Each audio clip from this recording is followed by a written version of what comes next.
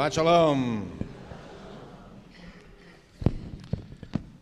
So what matters most to you? If I were to ask you to make a list of things that in your life you consider to be the most important of all, what would they be? Go ahead, make a mental list. Tell me about that after the services, or those of you who are connecting through cyberspace, write to me, send me an email. I can't get the incident that my wife and I experienced at the Geneva airport out of my head. Since the summer, I've been replaying this over and over in my mind. It's a poignant example of how we moderns live. My wife and I were standing in the long security line in July at the airport early in the morning. You may be pleased to learn that the Swiss, with all of their vaunted precision, don't do security lines any better than Americans do. It was early in the morning. You know how frustrated people get early in the morning before breakfast, jet-lagged and grumpy, walking into these security lines with thousands of other people just waiting as the line snakes forward inch by inch. Though immediately in front of us was this young woman. She looked to be in her mid-20s, dressed in casual summer white. She had just kissed what I assumed was her boyfriend goodbye. It was a long, passionate kiss. He looked to be in his mid-20s. He stayed behind as the line inched forward. She was traveling. They were in love deeply. The young man, rather than leaving, froze in his place, just looking at the woman and blowing kisses from time to time. Nothing else mattered to them. They were oblivious to every other living or moving creature. And then they did something that could only happen in our days. The feeling that possessed them, love, that is ancient. But the method of expression was thoroughly modern. They took out their smartphones and began texting each other. Now, mind you, they could see each other perfectly. They weren't too far away, one from the other. They could have continued to speak to each other, but as the line inched around the curves, these young people just texted away. It was the sweetest thing. Every 30 seconds or so, one or the other would smile or make loving gestures. After they sent their texts, they would look up with impatience to receive the response as quickly as possible. At one point, the woman took out her lipstick and prettied herself up a bit. She looked just fine to me, but what do I know about these things? They continued all the way up to the checkpoint itself when finally the woman put her smartphone in the basket and went through the magnetometer and with one final wave blew a kiss to her lover. Now, while these lovers were probably in touch again within hours, texting, calling, Skyping, we're never fully away from those we love today. Nonetheless, this departure reminded me of the loving departures of literature, where the traveler would just fade away on a boat or on a train, becoming an ever smaller spot and then nothing but a distant vision. We kissed at the barrier, and passing through, she left me, and moment by moment got smaller and smaller until, to my view, she was but a spot. A wee white spot of muslin fluff that down the diminishing platform bore, through hustling crowds of gentle and rough, to the carriage door.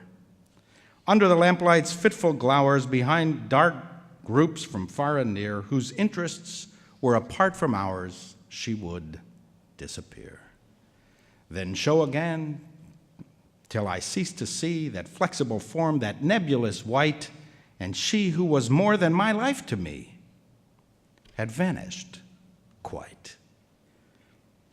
I think that love would be at or near the top of most people's list of what is most important to them. Who are we as human creatures? What do we really want? This is what the Torah portion of the week, Breshit, Genesis, investigates. There's something remarkable about the Jewish tradition beginning the Torah cycle all over again. As you know, every week another part of the Torah is read, and when we get to the end at Simchat Torah this past Wednesday night, we just simply roll the scroll back to the beginning and start all over again in the book of Genesis. The concluding words of the Torah describe Moses still on the other side of the Jordan River. For him, as well as his people, there is no arrival. There is simply a glimpse of the promised land, just a glimpse, before starting all over again this week with the creation of the universe. We will get back to Moses several months from now. We will never cease engaging Moses. A year from now, we will read of his death again, but a year and 3 months from now, we will meet him again. In this, Jewish tradition emphasizes that in some fundamental ways, there is no beginning or end to existence. We are part of a big, broad continuum whose beginning we cannot conceive and whose end we cannot imagine. The first passages in the Bible that describe creation convey to us that this is all so mysterious. Existence has physical rules. The world is governed by physical laws, physics. Genesis emphasizes this point. God placed a physical order to the universe. But existence is so incomprehensibly, unimaginably in awe that we are in awe, and it humbles us. We cannot fathom really how it all began. This is what the creation passages in Genesis are really telling us. The key mistake of many of the modern oracles who know everything about how the world was created is that they view the Bible in the same way that fundamentalists do. They take every word literally. They commit the very mistake that they so derisively accuse believers of making. If they were to take the time to actually study the Bible, they might discover that the Bible is not interested in presenting a scientific text on the Big Bang or the theory of evolution, not in the creation passages, and nowhere else in all of its tens of thousands of verses. Rather, the Bible urges us to ask, what is important to you? What matters most to you? And Genesis asserts, Vayar Elohim ki tov. And God saw that it was good. And when it came to human beings, tov me'od. Very good. This is the human task. To be good, to find good, to express good, to live good lives, and to discover goodness even in adversity. The world and all of creation is good. And I must tell you from my observation of modern oracles who know everything, those who are convinced that life can be reduced to science and equations, I must tell you, just from my unscientific observations, these scientists don't seem to me to be any better at living life than anyone else. I'm sorry if I offended some people here, but you know, I claim certain bona fides. We're 4 children in my family, and all of the others, except for me, are scientists. So I don't reject scientists. I like them and respect them and learn from them and benefit from their discoveries. And I apply all of this knowledge to my own religious learning. If I am sick, I go to the doctor first, and then I pray for healing. And I wish that all these medical researchers would discover things even more quickly in time for when I really need them. But they don't know everything. I'm not talking about my siblings, just their colleagues. They may think they know everything. But what else do they know? Do they know better how to love? How to be good? How to raise good families? how to find meaning in life. These are the things that are most important to us. Somehow we have been snookered into false assumptions that we must choose between being intelligent and being good, that we must choose between being successful and being moral, that we must choose between biology and literature, that we must choose between physics, which is true, and ethics and morality, which is nice but has nothing to do with the truth. That we must choose between science, which is infallible, and religion, which is idolatrous. These assumptions are killing us, literally. Look at the chaos in the world. Look at the brutality of the world. Look at the moral confusion domestically, in our country and in our homes. The essential knowledge in life is what it always was, the knowledge of how to live well. Over and over again, the Bible uses the word tov, good, be good. Goodness is the key to life. This is not an algorithm. It is the essence of who we are and what we want.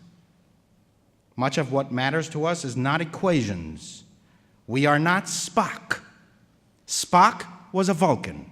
We are human beings.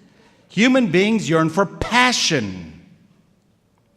Passion for unquantifiable things. Passion for those things that are irreducible. Beauty. Serenity. Music. Courage. Endurance. Justice. Moral truth. Freedom. Hope.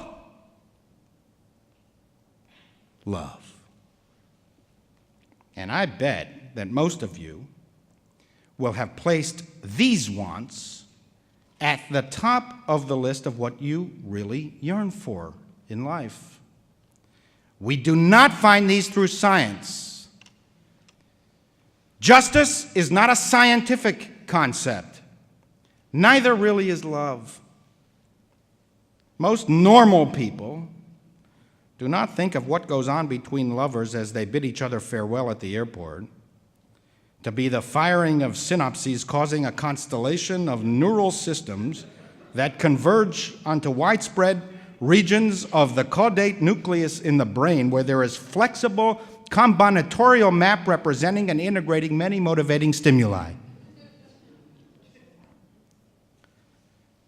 This is not what we mean, normal people, by love. And we find love not through biology, but through literature and moral study. The search for goodness does not lead us to the lab, it leads us to the library. And the more science advances, and the more technology permeates our lives, the more we need values-based, religion-based learning. It is not that we need religion less, we need it more than ever.